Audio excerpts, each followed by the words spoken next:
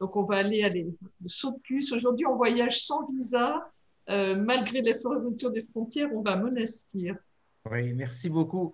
Est-ce que finalement, tout compte fait, j'avais préparé une petite présentation en PowerPoint. Je pense que vous allez pouvoir me voir aussi, même si je la mets, ce que vous m'autorisez à partager l'écran Bien, pour bien pouvoir la mettre. évidemment, professeur, oui, oui. Et dans l'intervalle de temps, je vais essayer un petit peu de rebondir sur deux sujets. Le premier sujet par Tayeb Feradji que je remercie et que je salue, et à qui je présente toutes mes condoléances pour la perte de son ami. Je pense que là, justement, c'est une expérience difficile, mais aussi humainement très, très intéressante que de pouvoir justement vivre cette crise. Et d'autre part, par rapport au sujet de l'accès au matériel pornographique, je pense que Maroc, Tunisie, Algérie, France ou ailleurs, je pense que si, c'est ce que je dis un petit peu à mes résidents, à mon équipe, si vous trouvez un enfant de 11 ans aujourd'hui qui n'a jamais été, même pour quelques instants, sur un site pornographique par erreur ou d'une façon intentionnelle, amenez-le-moi, je vais le mettre dans un musée. On est dans une époque où il faudrait maintenant faire avec. Et je pense que beaucoup plus que de la prévention primaire d'un accès accidentel ou autre à des sites de cet ordre-là, je pense qu'il s'agit aujourd'hui d'accompagner les enfants par une explication et par probablement une meilleure compréhension, donner du sens à ce que l'enfant voit, parce que de toutes les manières, je pense que c'est très difficile d'éviter ça. Est-ce que vous m'entendez? C'est bon? Est-ce que Oui, vous très voyez bien. l'écran? D'accord, très Somme bien. toute, Très oui, bien, professeur. très Parfait, bien. très bien. Bien, alors je vais essayer de parler un petit peu en donnant quelques impressions un peu à la fois personnelles et aussi par une espèce de petit travail d'investigation auprès de mes collègues euh, pour pouvoir un petit peu participer à ce webinaire. La situation tunisienne étant toujours le préambule, et je vous ai entendu, Madame Arab, poser la question sur quelle situation en Algérie, au Maroc. Donc, je me suis dit que c'était intéressant de donner au départ la situation tunisienne. Et Ok. ça, c'est des chiffres en arabe, mais je vais vous les expliquer. Le ministère de la Santé, à la fin février, rapporte à peu près, on va dire, 240, 232 000 cas enregistrés depuis le début de la maladie sur à peu près 1 million de tests. Et le petit chiffre ici que je suis en train d'entourer, c'est l'augmentation quotidienne. Donc, on est sur des figures on était sur 1600, 2000 cas nouveaux par an lorsqu'il y a vraiment le gros pic il y a à peu près un mois, avec un nombre de décès qui est en bas, qui a frisé les 100 par jour pour une population de 10 millions d'habitants.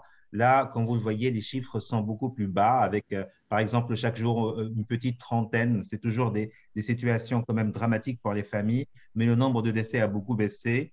Ce ministère de la Santé qui a été d'abord très félicité en Tunisie parce qu'on a eu quand même un contrôle, comme je vais le dire, assez rigoureux de la pathologie et de l'épidémie au début, qui a fait que la Tunisie a quand même été quasiment tout à fait épargnée jusqu'à cet automne dernier. Mais aujourd'hui, elle fait peut-être aussi victime de cette réussite. Elle fait l'objet de multiples critiques. Je vous donne l'humour tunisien sur Facebook étant quelque chose. Ça, c'est ce qu'on partage aujourd'hui. قعدنا كنحن والحوثيين ما لقاحناش, il n'y a plus que nous et les Houthis, c'est-à-dire la partie yéménite en guerre un petit peu en ce moment, enfin une faction chiite, non encore vaccinée dans le monde. Et donc maintenant, le ministère de la Santé se ramasse beaucoup de critiques parce que justement, on a beaucoup de retard au niveau du processus vaccinal. Et une des explications qu'ils nous avancent, est-ce qu'ils ont raison ou pas, c'est qu'étant épargnés au départ, nous n'avons pas été sollicités par aucun des laboratoires désireux de faire des expérimentations, puisque nous n'avions pas de cas. Et donc, à ce moment-là, c'est les pays qui ont déjà été vraiment très confrontés, qui ont pu être bénéficiaires dès le départ, évidemment, puisque nous ne pouvons même pas faire la compétition au niveau financier. Professeur Alors, Kadia, excusez-moi, oui, pardon si je vous interromps, oui. il y a un temps de latence malheureusement. Donc, pardon. Ah, est-ce que ça se passe Non, non, non, mieux ou non, est-ce que non, non, c'est c'est bon? parce que non, c'est parfait. En fait, c'est juste parce que je ne voulais pas vous interrompre, mais justement, la Tunisie a fait le choix de l'option de quel vaccin? Aujourd'hui, on va en avoir de tous, mais on va avoir le vaccin Pfizer pour l'essentiel. Ça, c'est vraiment la commande principale. Mais comme justement il y a du retard et que tout le monde émet des critiques de partout, la présidence de la République a bougé dans son coin pour ramener des vaccins un petit peu de Russie, de Chine. On a maintenant aussi beaucoup de promesses de chez AstraZeneca. Donc, je pense qu'on va être vacciné par une mosaïque de vaccins. Enfin, je veux dire, Pfizer, puisque étant le premier vaccin ayant vraiment bénéficié des meilleurs, on va dire, chiffres et des meilleures évidences scientifiques, être celui qui va être fourni. Mais je dis ça au futur parce que pour l'instant, nous n'avons pas de visibilité claire avec tous les retards accumulés par rapport à ce qui a été promis. Nous étions censés commencer à être vaccinés à partir de la mi-février, par exemple, en Tunisie, et ce n'est pas encore le cas. D'accord. Donc, ça, c'est la situation. Euh, euh, Normalement, j'aurais dû mettre ça au départ, mais puisque j'en ai parlé, je vais le zapper vite. Alors, moi, mon histoire personnelle, je vais commencer à la mettre un petit peu au début parce que je pense qu'avec l'équipe avec laquelle je travaille, et nous sommes quelques pédopsychiatres dans la région du centre tunisien, pour l'essentiel travaillant dans le secteur public, puisque c'est l'équipe que je coordonne à l'hôpital universitaire de Monastir, mais je parle de l'équipe globale parce qu'avec les collègues dans le privé, que ce soit dans les villes adjacentes, par exemple de Sousse, on travaille beaucoup en réseau et on connaît un petit peu très bien les pratiques des uns et des autres et on se complète.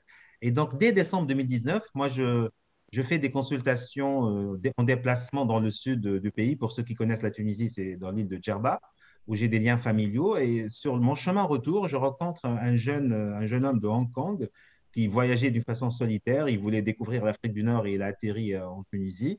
Et je l'ai accueilli pour quelques jours chez moi, dans la ville de Sousse, donc dans le centre de la Tunisie, pour qu'il puisse terminer son voyage. Et à cette époque, c'était décembre, il n'arrêtait pas de venir me dire, ben, écoutez, c'est très sérieux, les Chinois ne disent pas toute la vérité, il paraît que c'est une grande épidémie, etc. Et il me disait ce qui se passait à Wuhan. Et donc, à partir de là, j'ai commencé à parler un petit peu autour de moi et la situation, on l'attendait un petit peu. Mais force est de constater que le choc en Tunisie et dans la région où je travaille d'une façon particulière est arrivé avec les images italiennes. Nous sommes un pays très voisin de l'Italie et donc les images italiennes affreuses des patients couchés sur le ventre, réanimation, avec les images un peu des cercueils où on ne savait plus où les mettre dans les villes italiennes de la Lombardie, ont beaucoup choqué les Tunisiens. Et c'est pour cela que la Tunisie, qui était doublement sanctionnés, puisqu'à part l'épidémie, nous étions dans une grande instabilité politique. Nous avions un gouvernement fraîchement en place dont les premières actions, dans les 2 premières semaines, étaient de confiner le pays. C'était vraiment ce qu'il fallait faire. Et donc, les pauvres, c'est ce qu'ils avaient comme moyen à cette époque-là. Et très vite, le pays s'est confiné parce qu'on avait très peur. Et l'angoisse était vraiment de mise. Et c'est la situation que Dr Benjeloun décrivait pour Casablanca, qui a prévalu pendant 6 semaines où le pays était complètement désertique et nous avons arrêté toute activité autre que de justement nous préparer au fameux Covid. Alors nous, dans la pédopsychiatrie, et là je vais élargir à toute la pédopsie tunisienne, dans cette période, nous étions dans cet élan de solidarité et d'altruisme national. Nous voulions faire quelque chose comme tout le monde. Alors, le pays a connu une collecte de dons extraordinaire pour équiper des hôpitaux, etc.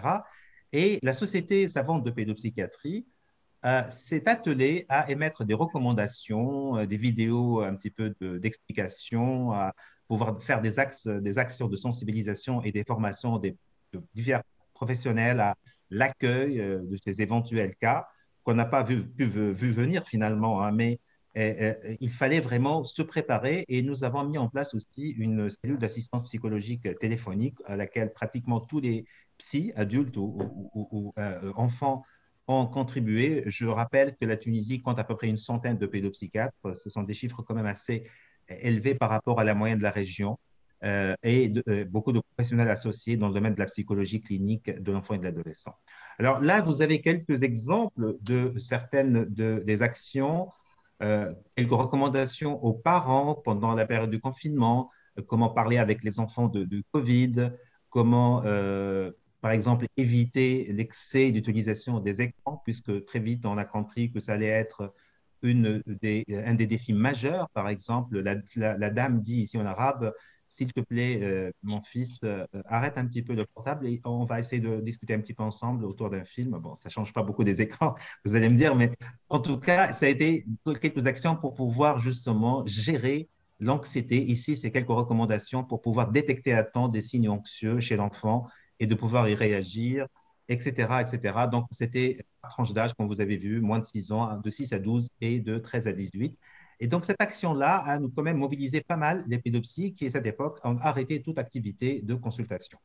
L'association des jeunes psy a fait aussi des petits dessins pour pouvoir accompagner les enfants avec ces fameux dessins des virus Covid absolument horribles qui veulent un petit peu contaminer les pauvres enfants, etc. Et la cellule de crise de l'hôpital a très vite décidé de mettre l'hôpital donc complètement dans la situation d'accueillir des patients Covid. Et on a commencé à vider des lieux. Et donc, je vous lis un peu un extrait du compte-rendu de la cellule de crise en mars 2020 qui parlait de nous, parce que justement, je vais revenir, la priorité de la pédopsie est toujours une question intéressante quand il s'agit d'une crise majeure de la santé comme celle dont je parle. Donc, on se posait la question à cette époque de la mise à disposition des locaux de la pédopsychiatrie pour l'accueil et l'orientation des patients suspects de COVID, qui était une option, mais ils ont décidé, et heureusement, de la garder en dernier recours parce que cette spécialité étant encore récente à l'hôpital, on ne voulait pas la fragiliser et donc on a opté pour d'autres solutions. La cellule d'aide psychologique s'est mise en route et on a commencé à recevoir des appels, d'abord avec un enthousiasme très important et l'impression de participer à un effort national. Alors, il y a eu des demandes liées à des craintes, des violences familiales qui ont commencé à se constater. Puis, force est de dire que beaucoup d'appels n'étaient pas liés directement à la situation de COVID. Il y avait beaucoup de demandes psychosociales, de personnes un peu dans la précarité dont parlait Dr Ferraggi, qui étaient déjà dans des recherches d'aide sociale, comment je peux acquérir telle aide promise par le gouvernement. Madame, monsieur, ce n'est probablement pas le meilleur endroit pour vous répondre, on va vous orienter. Ou bien certaines personnes étaient dans une difficulté antérieure et qui étaient simplement en rupture de consultation. La cellule d'aide psychologique était pour eux une sorte de comment je vais donner le traitement pour mon patient qui est psychotique, comment je vais gérer cette chose. De plus en plus, comme il n'y avait pas finalement de situation liée directement au COVID, cette cellule d'aide psychologique s'est retrouvée dans cette situation où elle gérait de la santé mentale tout venant, ou même des situations psychosociales beaucoup moins d'ailleurs sanitaires. Et cet effort-là s'est un petit peu étiolé avec l'avancement dans la période de confinement. Je vais vous parler de certaines situations cliniques parce que je sais que les histoires sont plus marquantes, qui ont marqué cette période. Alors, cette période était marquée par des mesures un peu brutales et violentes que beaucoup de nous, en Tunisie, les décideurs d'abord, regrettent parce qu'elles étaient brutales et violentes pour l'économie et que l'économie en a payé un lourd tribut. La Tunisie a fait un recul du PIB de moins 9% en 2020 et une majeure partie de ce recul est due à ce confinement brutal qui a été imposé très vite parce qu'on était dans l'angoisse et qu'aujourd'hui, alors qu'on est dans des situations épidémiologiques beaucoup plus graves, avec des cas, avec des morts, on ne fait pas du tout ça et finalement, on arrive à gérer. Et donc, la brutalité pour nous, c'était des situations telles que celles que je vais vous raconter. C'est une petite fille.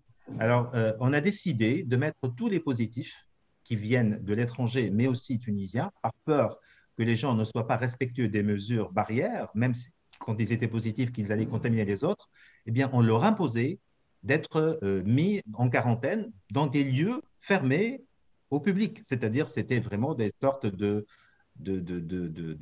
citadins. Enfin, c'était des anciens hôtels qu'on a aménagés où les patients étaient là tant qu'ils n'étaient pas très symptomatiques. À partir du moment qu'ils étaient symptomatiques, on les transférait à l'hôpital et on était sûr de cette manière-là qu'ils n'étaient pas contagieux pour les autres. Et donc, les gens acceptaient ça bon gré, mal gré. Beaucoup se révoltaient, mais acceptaient parce qu'il n'y avait pas, c'était vraiment par la force publique. Et cette petite fille de 4 ans a été on nous a appelés pour pouvoir gérer sa situation parce qu'elle a été mise en centre de quarantaine avec sa mère et sa grand-mère, toutes les trois positives. Puis, la grand-mère, la mère ont négativisé, si j'ose dire, ont eu des tests PCR négatifs. La fille, la petite fille, elle est restée encore positive. Donc, ça signifiait qu'elle allait rester, alors que obligatoirement, la mère et la grand-mère qui étaient devenues négatives devaient quitter. Et donc, cette fille était vraiment entrée dans une angoisse très importante de pouvoir justement rester alors que sa famille allait quitter. Et on a dû intervenir et insister pour pouvoir maintenir avec des aménagements particuliers au moins un membre de la famille jusqu'à la négativation, si j'ose dire, c'est vraiment pas du bon français, jusqu'à ce que son test devienne négatif. Dans la cellule d'aide psychologique, par exemple, j'ai eu à gérer une situation où il y avait un confinement sous le même toit de la maman avec le papa qui était violent, contre lequel elle a porté plainte. Donc, le processus de divorce avec une plainte pour agression était au niveau du tribunal. Et l'enfant devait vivre avec les deux parents dans une situation de tension extrême pendant tout le temps du confinement, puisque on ne pouvait pas trouver d'autres endroits. Et donc, ça, ce sont des situations qui étaient dues à cette brutalité d'application des mesures.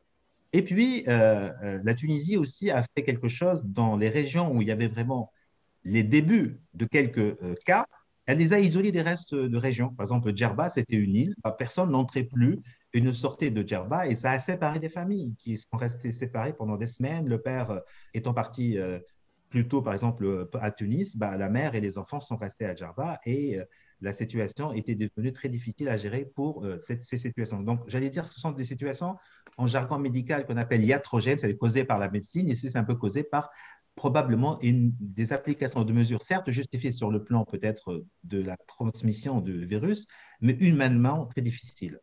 Alors, on est passé évidemment par le processus de téléconsultation.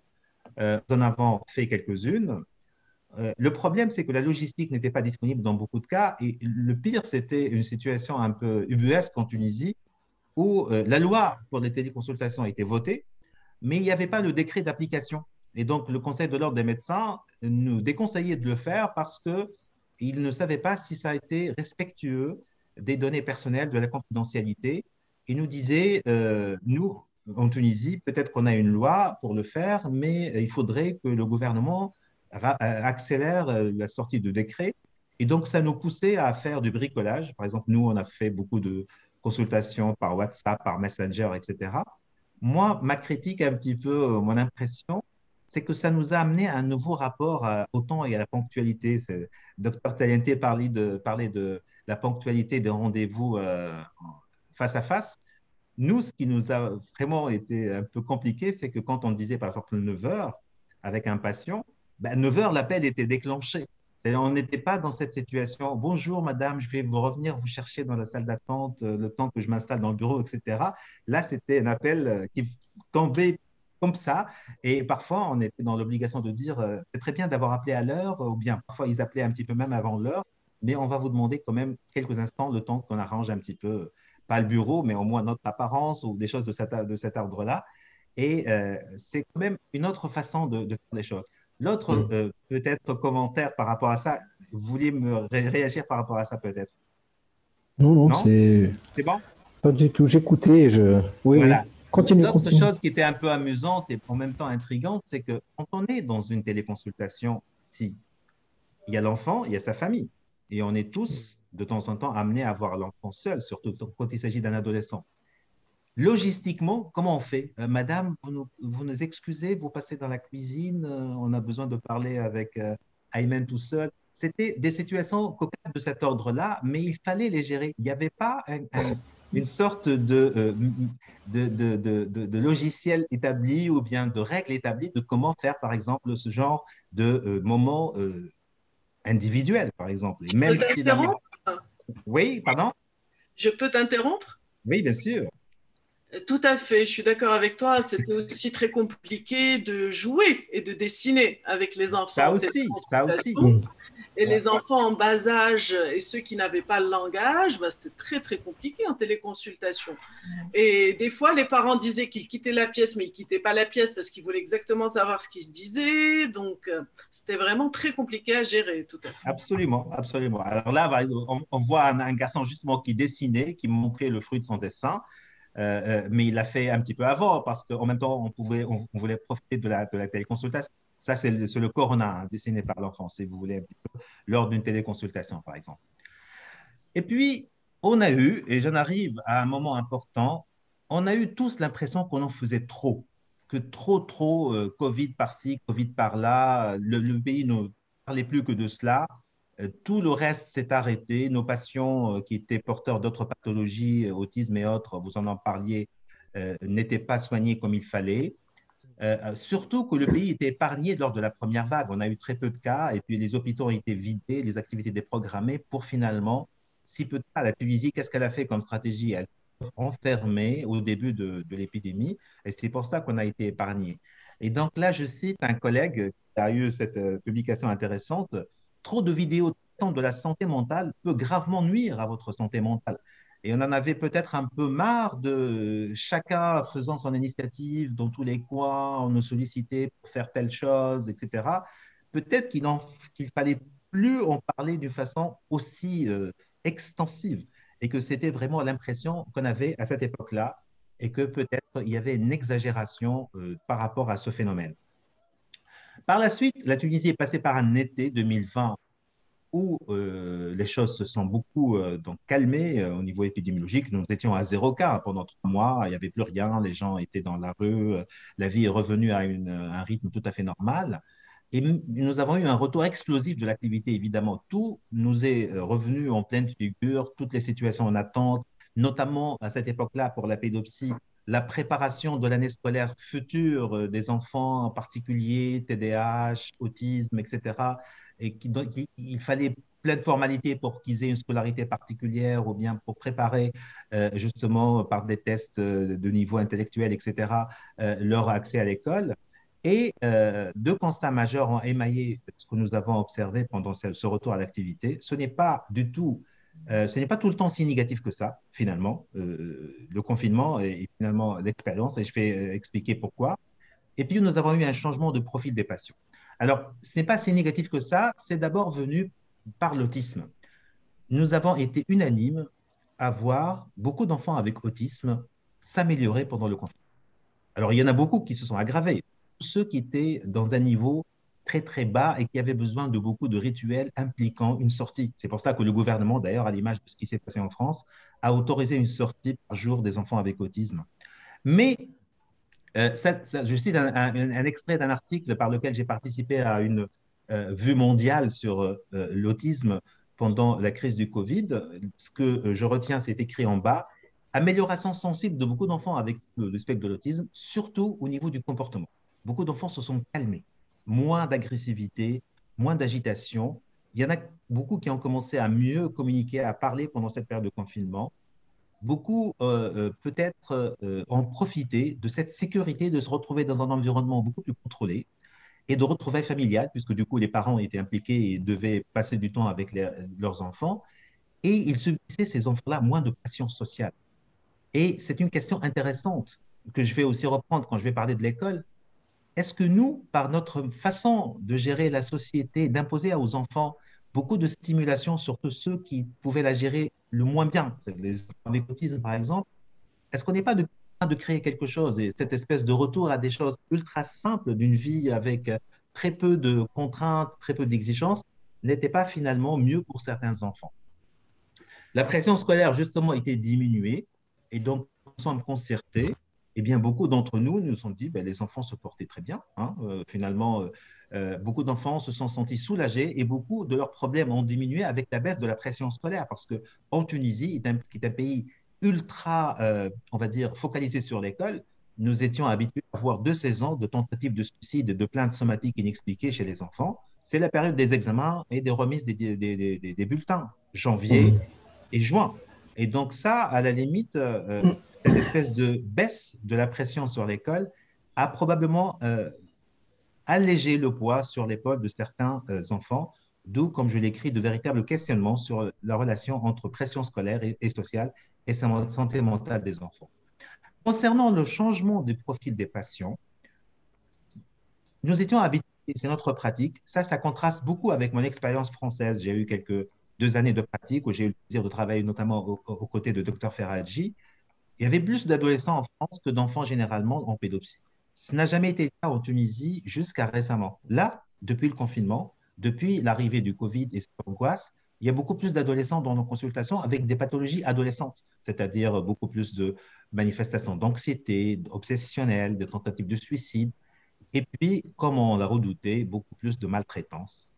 Et détail intéressant, lorsque le pays s'est déconfiné, on dirait que les gens étaient dans une espèce de retenue et après, ils ont pété les plombs. Beaucoup de victimes d'accidents de la voie publique. C'est incroyable le nombre d'enfants qu'on a reçus en juin. et en juillet, victimes d'accidents de la voie publique parce que les gens conduisaient n'importe comment. On dirait que cette période de confinement les a un petit peu tenus en laisse et qu'ils se sont échappés d'une manière assez impressionnante. Et puis, une pathologie qui nous interpelle énormément, des enfants qui ont eu des régressions développementales du confinement, des tableaux pseudo-autistiques, des enfants qui parlaient et puis, du coup, ils ne parlaient beaucoup moins, qui étaient retirés. Normalement, l'autisme régresse quand il régresse entre 1 an et demi et 2 ans. C'est l'âge moyen de la régression des enfants avec autisme, où il y a cette forme dite de régression, c'est-à-dire après un développement normal, ils perdent certains acquis. Eh bien, nous avons reçu quelques enfants au-delà de cet âge-là, et c'est une régression atypique. Pourquoi ces... Alors, il y a l'exposition aux écrans, il y a l'isolement social, mais force est de constater que c'est un profil nouveau qu'on ne connaissait pas avant. Et puis, je vais décrire les apatrides du Covid. Alors, je vais parler d'un patient de Wuhan. Alors, j'ai un patient dans ma consultation qui habitait à Wuhan, justement, et dont la maman me décrivait les mesures drastiques chinoises. On ne pouvait même pas descendre avec la poubelle juste à la porte de l'immeuble. C'était vraiment dans l'appartement. On était confinés dans l'appartement. On ne pouvait même pas sortir. On était livrés à la porte de l'appartement pour la nourriture.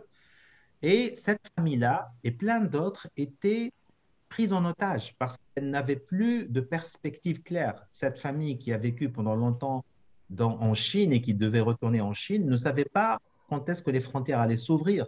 J'ai eu une famille où le père est parti en éclaireur en Arabie Saoudite avec un contrat de travail là-bas, avec l'idée que les enfants là, et leur mère allaient rejoindre avec une scolarité déjà planifiée. Et puis, paf, l'Arabie Saoudite ferme les frontières. Beaucoup de situations comme ça, nous sommes un pays où il y a beaucoup d'immigration. Donc, beaucoup de Tunisiens sont restés entre le Canada, la Tunisie. Est-ce que je m'inscris dans une école tunisienne? Qu'est-ce que je fais? Donc, vous avez beaucoup d'enfants qui étaient dans cette espèce d'anxiété de l'entre-deux qui n'était pas définie. On ne savait pas quand est-ce qu'allait finir cette crise et on ne pouvait rien investir dans la durée. Et donc, nous, on a quelques patients comme ça qui ont parfois réagi dans leurs troubles purement à cette situation ou parfois parce que leurs troubles se sont exacerbés par cette situation un peu d'entre-deux. La profession de pédopsie mérite qu'on s'y intéresse. Nous sommes un corps de métier et mis à part les patients et leurs problèmes, nous avons nos problèmes. Par exemple, nous, on doit enseigner, on doit se réunir. En Tunisie, nous n'avons pas une possibilité de paiement en ligne, par exemple, pour payer des séances Zoom de plus de 40 minutes. Donc, on bénéficie des 40 minutes libres d'accès à tout le monde. Et donc, on a fait toute une gymnastique pour nos réunions, pour interrompre après 40 minutes, reprendre une minute après une autre session, ouvrir plusieurs sessions en même temps. Celle de Dr Gadour finissait, celle de Dr autre personne de l'équipe allait s'ouvrir, etc. Donc, ça, c'est vraiment quelque chose à laquelle donc, on a pris beaucoup de temps à chercher les plateformes, celles qui étaient libres, celles qui étaient payantes, etc. Et ceci, vous voyez, même au niveau mondial, par exemple, le congrès mondial de la pédopsychiatrie était prévu cette année à Singapour en mois de juillet dernier. Il a été reporté finalement en décembre en ligne. Et je suis un peu responsable, comme j'ai dit, du programme principal de formation des jeunes. Et on l'a fait en ligne et c'était un grand défi. Alors, l'image de groupe, vous voyez à quoi elle ressemble, alors que normalement, c'était une belle image devant un monument de pays hôte, etc. Et donc, on a dû s'adapter. Et finalement, on peut le faire, mais ça donne une impression beaucoup moins, on va dire, grandiose de ces rencontres. Et donc, un congrès en ligne, franchement, ça a commencé à intéresser quelques-uns d'entre nous. Puis franchement, il faut être honnête, personne ne s'y inscrit. Et même si on met l'écran un petit peu en veilleuse, personne ne le regarde d'une façon importante. Alors, rapidement, la deuxième vague en Tunisie est arrivée pendant l'automne. Et avec cette deuxième vague, qu'est-ce qui s'est passé? J'ai consulté un petit peu mes amis pour voir un petit peu quelles étaient leurs impressions. Voilà, en gros, ce qu'on a constaté. Oui, il y a du Covid, mais on vit avec. Il y a une diminution globale du nombre de patients lors des pics d'incidence de Covid. À chaque fois qu'il y a un pic d'incidence et que les gens ont peur, eh bien, ils vont annuler le rendez-vous, venir moins. Il y a une adaptation nécessaire aux changements multiples, notamment en rythme scolaire. Alors, comme au Maroc, nous avons été dans un retour aux écoles avec un système de groupe, c'est-à-dire les enfants vont à l'école un jour sur deux. Donc, nos rendez-vous étaient maintenant rythmés par Est-ce qu'il travaille? Est-ce qu'il a cours? Il va à l'école le vendredi? Ah non, cette semaine, c'est le samedi qu'il y va. Donc, c'est bien, vous me l'amenez le vendredi. On gérait nos rendez-vous en fonction du rythme scolaire des enfants. Et puis, on est revenu progressivement à une cadence normale, notamment en public. Nous, on exerce d'abord en public, mais avec la crise économique, on a constaté que nos collègues de privé avaient moins de patientèle que nous, parce que justement, les gens n'avaient plus autant d'argent pour pouvoir se payer les frais, enfin, les soins qu'ils pouvaient payer avant. Euh, Nous avons mené avec nos amis pédiatres un plaidoyer, une grande action pour le retour de l'école parce qu'il y avait beaucoup de voix qui disaient non, que ce n'était pas possible d'assurer une bonne prévention sanitaire et les gestes barrières à l'école. Donc, c'est ce que je disais. Et puis, le Covid nous a mis devant des questions inhérentes à la pédopsie. L'équipe, en tant que membre de l'hôpital, devait participer à toutes les gardes de pré-tri, c'est-à-dire on va trier les patients qui étaient suspects ou non pour aller dans le circuit Covid, dans le circuit non-Covid, et aussi pour des gardes avec des patients Covid. Et il y a eu beaucoup de réticences. Nos résidents ne voulaient plus, ne voulaient pas y aller. Ils disaient, nous, on a perdu les réflexes, on ne sait pas comment réanimer un patient, on ne sait pas comment surveiller, je ne sais pas, telle variable de santé de base d'un patient réanimé, etc. Et ça nous a posé des questions sur notre perte de compétences de médecine physique. Nous sommes médecins, nous avons été formés à ce genre de choses, mais comme aujourd'hui on nous demande de le prouver, eh bien, nous sommes beaucoup moins outillés par le faire et ceci nous questionne beaucoup. Donc, on s'est retrouvés à réviser un petit peu pour certains, à nous poser des questions pendant nos réunions sur des choses qu'on n'avait plus beaucoup le temps ni d'intérêt d'aller voir. Et puis, la question sur notre priorité, parce que justement, si à chaque fois qu'il y a un problème de santé majeur, on nous mettait un peu de côté, c'est ce que l'hôpital nous dit aujourd'hui. Écoutez, non, non, non, on ne peut pas vous donner ça aujourd'hui. Les infirmiers, c'est que pour le secteur Covid. Les moyens, c'est pour le secteur Covid et pour les spécialités adjacentes. Ben, finalement, la pédopsie, est-ce qu'elle est importante ou pas? Est-ce qu'on en veut ou on n'en veut pas? Et c'est une question intéressante parce qu'en crise, justement, on se sent comme un luxe, comme une sorte de spécialité un peu de confort. Alors, voilà, comme nous sommes un groupe assez dynamique, ça c'est l'équipe de pédopsychiatrie du centre, et j'ai posé la question en préparant un petit peu de ma participation à mes collègues. Alors, il y en a qui sont en Tunisie, et je soulève, entre guillemets, un petit souci, c'est que finalement, nous sommes probablement entre 20 et 30 pédopsies issues de la pépinière de Monastir. Je me suis rendu compte en posant la question et en recevant les réponses qu'une bonne moitié des réponses, si ce n'est même la majorité, venaient de l'extérieur de la Tunisie. J'ai passé quasiment 20 ans à essayer de construire un noyau à Monastir. Je me retrouve aujourd'hui avec des cibles qui travaillent au Canada, en France, en Belgique, en Suisse, en Arabie Saoudite, etc. Et j'ai eu des réponses de tout ce monde-là et j'ai vu la comparaison.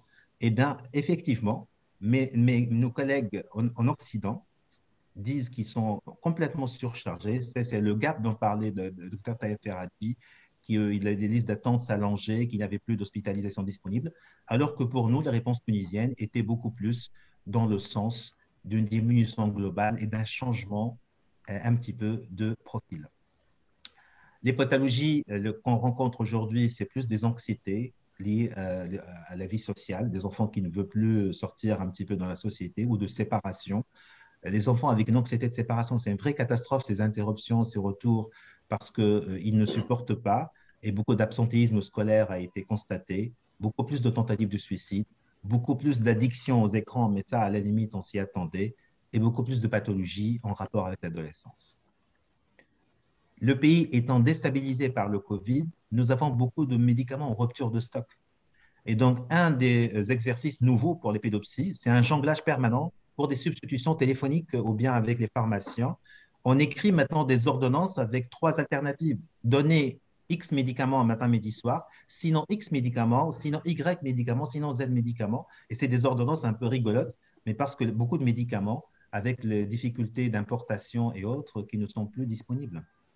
Beaucoup de refus d'hospitalisation. À chaque fois qu'il y a des situations graves et qu'on veut hospitaliser le patient, les parents refusent parce qu'il y a beaucoup de craintes liées à la contamination.